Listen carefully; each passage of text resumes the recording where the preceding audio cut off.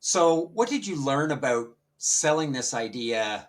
You mentioned Shannon, you mentioned Chris, the executive team. What did you learn about selling this idea? Because it's a pretty bold and innovative thing, especially in hospitality. So, what did you learn about that process? Because that it's not always easy. It's not at all. But luckily, so Shannon, our CEO, our CFO, Dan and Newman, and Chris Walker, our Chief Commercial Officer, were all three of them on board with the opportunity early on. So when I asked them for their support to explore this idea and committed to them that I would only work with experts who understood and lived CS, because they know that I'm a good hospitality professional, but I knew nothing about customer success. So they saw my commitment and passion on the topic, and obviously, once they met you, they that sealed the deal. You're too kind.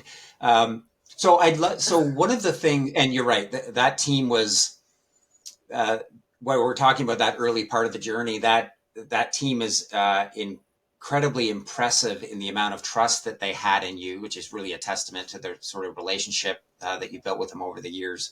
And I do remember, it's interesting. I remember when you and I first talked, and it wasn't long into that conversation where you have those conversations sometimes, and it was basically a job interview. And it was just one of those things where, yeah, I think I might have found some of my people here, and this is and this was it was going to be really rewarding. It certainly has been so far. And that same thing happened with Shannon and Chris. It was just the amount of buy-in. They just it wasn't like we had to sell them the idea. It was like, yeah, we're sold an idea. Now let's figure out how we're going to take this cool thing in tech and transform it into something that'll work for us. So that was awesome. So just like or at least you weren't an expert in customer success at the time, I am certainly no expert in hospitality, and specifically the brand of hospitality you work in. And it was really fun, I think, for you and the team, and certainly for me, to figure out how to marry those two things together, Yeah, um, because it's just a really interesting learning experience, and how to take the best of customer success without losing the incredible, what makes your team unique, and the experience, the amazing experience that you do deliver to hoteliers.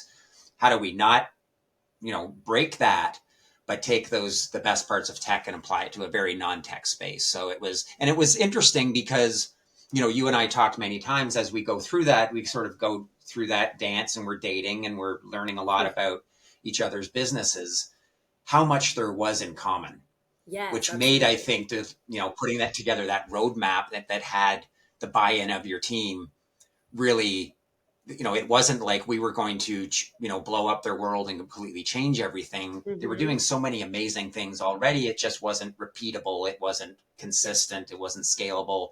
And it lacks some of the, customer success best practices around, maybe time to value and onboarding, or some of these more proactive strategic things that everybody agreed they wanted to do. They just couldn't get out of the reactive exactly, tactical day to day that consumed their daily lives. exactly. And we just didn't know how and where to start. Yeah.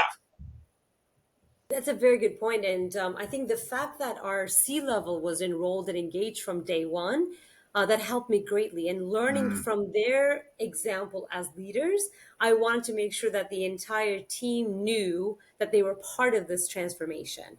And of course, transformation comes with challenges. And some of our tenured team members questioned the need for change.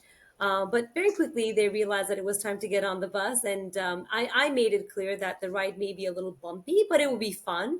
And the good news is, 1 year into this journey, almost all of them are still on board, which is good news.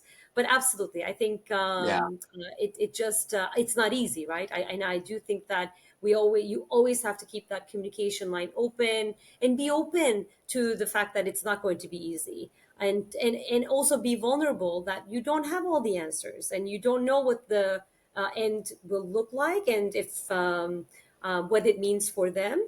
But you give them the commitment that you will communicate as much as you can when you know during certain milestones, which is, I think, looking back now over the year, that was our biggest success, Bob. I think you helped us. I mean, It was a small thing, but even the weekly emails on Fridays, just looking back and celebrating the journeys, really helped us ensure that we stayed on course and ensure that the whole team was part of this transformation. Yeah. Yeah. The team has been really incredible through that. What are the, so we started out really trying to address the big challenge of, we're not quite scalable. Yeah, we've got good NPS, low churn. Um, I'd love to get your perspective on like how have we moved the needles on those things, and if we haven't, which is perfectly fine because it really only has been a year. What are the most significant things that you've seen that have maybe come out of the clarity around those roles and responsibilities? Absolutely. So a year in, I mean, it is a bumpy road, right? There are days where we get lost and need to review the GPS, and sometimes we need to pause to correct the path and priorities. But we are committed to this journey, and so the most significant improvement I have seen is the team's organization and responsibilities. So the MX team, we're very clear in our roles, development, member success, operations, support, enablement. We have very clear KRs, which we probably didn't in the at the beginning of this journey. And the beauty is we can track, measure, and celebrate success, which the EMPS for my team is the highest we've ever seen for our organization. And our hotel NPS is still 65, in addition to creating a new membership model, which we thought that would actually may decrease the NPS. It didn't, because we also celebrated with them the investment we're making into serving them through this new member success support and enablement teams. So I think that probably those two things, when I look back, are probably the two most important successes that I can celebrate at this point. And I'm incredibly proud. And of course, we still have a long journey. But just looking back over the past 12 months, those are two big milestones. Yeah, I think one of the things that you and the team have done remarkably well is that you set out understanding that this was a long-term transformation and evolution. Absolutely. And so what you've done here is you're a year in, we've rebranded, and I don't love that term because it just seems like we just put, new roles and new email signatures and new LinkedIn profiles. We've done a lot more than that, but you now have, you're the VP of member experience. You have a directors of member success. You have an onboarding team, training, things that sound and feel a lot more like customer success. And what I see a lot of I guess the where a lot of leaders I think get stuck is that they see that as that we're 80% of the way done. And look at us, we've got a customer success team, and maybe they go out, and I've done this in previous roles too, so I speak from experience. We go out and we rebrand and we make all these promises, and we're going to be your strategic advisor, and the reality is that that's an important part, and that is in a lot of ways the foundation. But you're probably 20% of the way there, not 80% Oh, of the way there. And absolutely. if you start off thinking that that's going to get you 80% of the way there, you're dead, because you've set expectations. You're going to run out of resources and time and money to make the impact that you promise. I think you and Shannon and Chris and Dan and the whole team started out understanding that we're in this for the long haul. As you said, it's going to be bumpy. We were a year in and we're 20% of the way. And now the hard work begins. Yeah.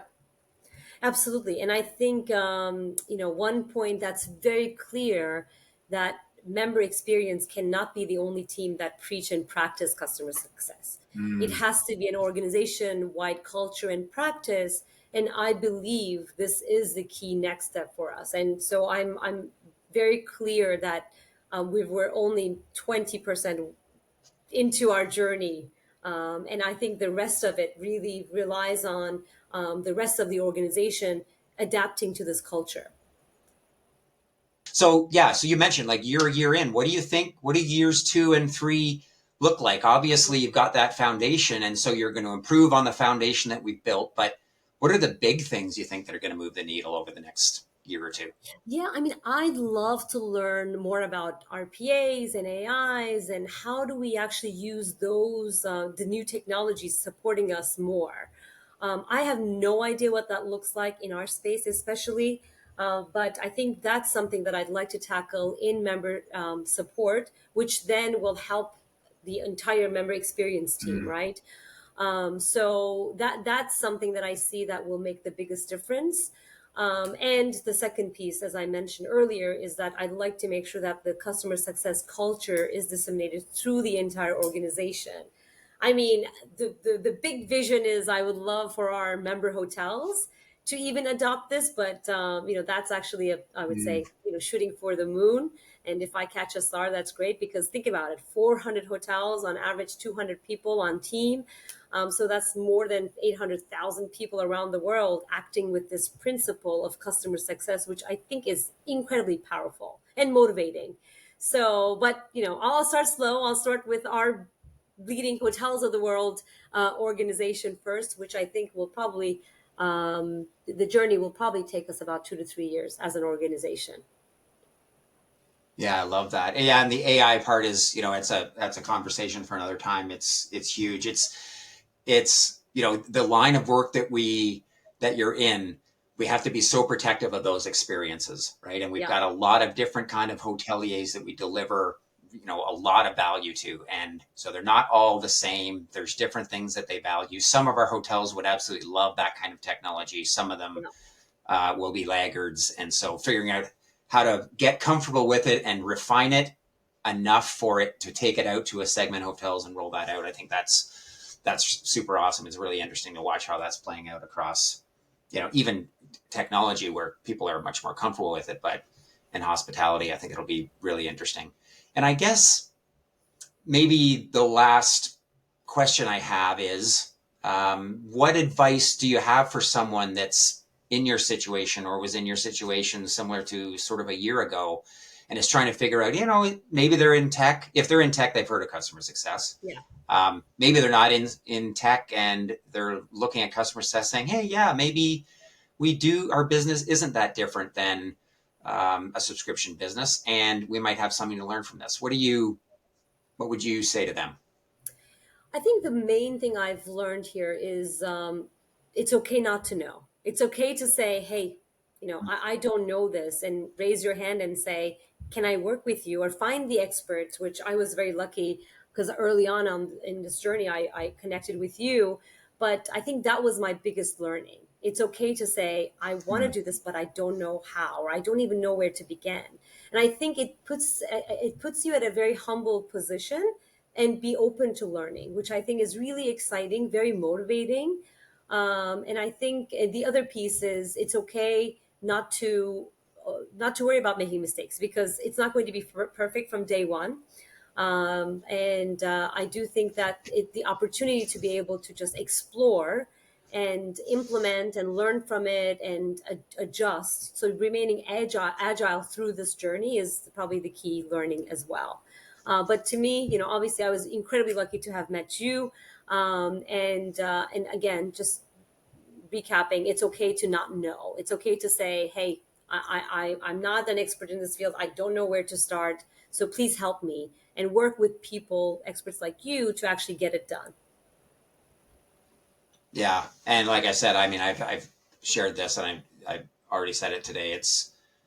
I just I just think it's such an amazing, bold decision to have made to say, yeah, I'm gonna try this thing that nobody that I've ever worked with has ever heard of, and I'm gonna go explore well beyond the boundaries of our industry and the things that have worked. Because if we're going to make a material change, maybe the answer doesn't lie in the things No. that we've already done or people with 20 years in hospitality industry. So that's not a normal thing. So Well, thank you. that's awesome, right? And I've Thanks. told Thank you you for that before acknowledging. many times. Yeah, you're probably tired of hearing it from me, but I never get tired of saying Oh, well, doesn't get old. So thank you. it.